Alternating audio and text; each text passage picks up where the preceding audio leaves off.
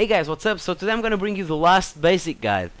Now, I'm saying last basic guide, it's not because I'm gonna stop doing these videos, it's because from here on out I'm gonna teach you intermediate and advanced stuff on Counter-Strike. So after this video you will have all the basic stuff you need to start growing as a competitive player, and even if not a competitive player, if you're not interested, you will definitely be a better player after this. So first of all, this video comes with a config, a special config, so you can practice on your own servers. The config is going to be, you're going to have the download link on the video description, and the installation steps I already told you on my previous video. It's basically the same installation process as you took with my basic heads up display guide, alright? But I'm gonna put step by step on the video description as well, so no sweat.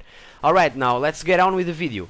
This time I'm gonna share you guys the experience I have with controlling the weapons, controlling the recoil, the spread, and understanding basically the gun mechanics about on Counter-Strike Global Offensive. So first of all, let's start with some designations we have on the Counter-Strike world, and also on the first-person shooter world. Now you have spread and you have recoil.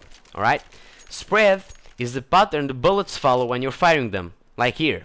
The pink stuff on the wall is the spread of my bullets. The recoil is the effect that the lack of control has on the spread. Like when you see the weapon kicking hard backwards, you're gonna have lots of recoil, so that's gonna increase the spread.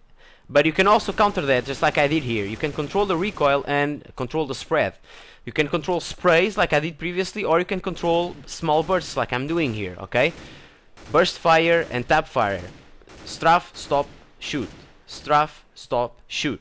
Now with pistols you can afford to run around like a crazy guy and still kill baddies like I'm doing here. The same thing applies for, you know, SMGs like the MP7, which I'm using now. You can run around like a crazy dude and spray your weapon and still get the kills. But things change when you're playing with an assault rifle. The assault rifle requires that you be more careful, because if you're not, this is what happens. You spray the weapon and move at the same time, you won't hit anything. Now if you do that technique, strafe, stop and shoot, you will get the kills, okay? Strafe, stop and shoot, and also control your shots, burst fire or single shots. Avoid spraying and avoid moving at the same time, especially when the targets are far away like you see here. Now if you noticed, I killed most of them with an headshot, which is quite easy. Once you master it, I highly advise you to start shooting at moving targets. In order for you to set the bots to start moving, you just type in the console bot _ stop 0 and they'll start moving. And your goal here is to try and kill them as fast as possible with an headshot while they are moving, okay? So this is what you have to practice. It's a little bit harder than, obviously, yeah, it's a little bit harder than when they're stationary, but it's really helpful if you do make an effort and keep playing like this.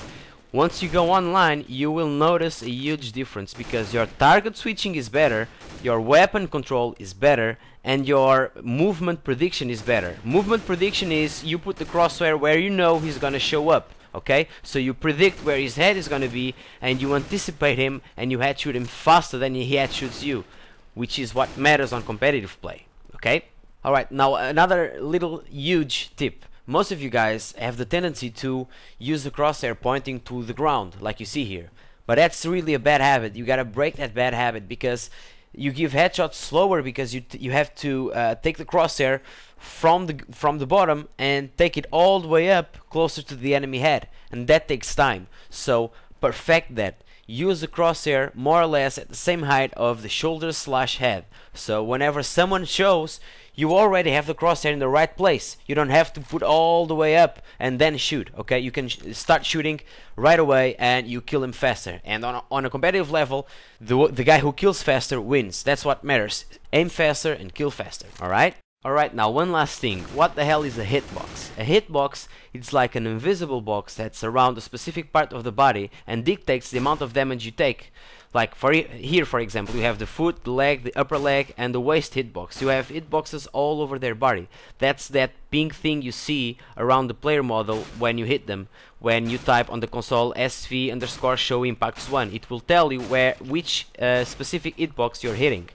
Another thing is, sometimes you think that you are not hitting the model like you see here, but the hitbox is still there. It's just not visible, but that doesn't mean that you won't hit him. That's why sometimes you see some weird frags, like the crosshair wasn't even in his head and he still headshot him. How is that possible? Now you know. The hitbox is something invisible, but that it's still there. And sometimes, even though you're not have the crosshair exactly on top of the baddie's head, you still have the crosshair aligned with the hitbox, and that's what matters. Okay guys, so there you go. These are the most basic stuff you need to know in order to become a better player and have that kind of boost that puts you in line with all other players that have been playing this game longer than you. I hope this was really useful, and next video I'm gonna go over some more intermediate stuff and also some tweaks you can do on your config to have a better understanding to where the bullet spread is going. Okay guys, so I hope you found this useful.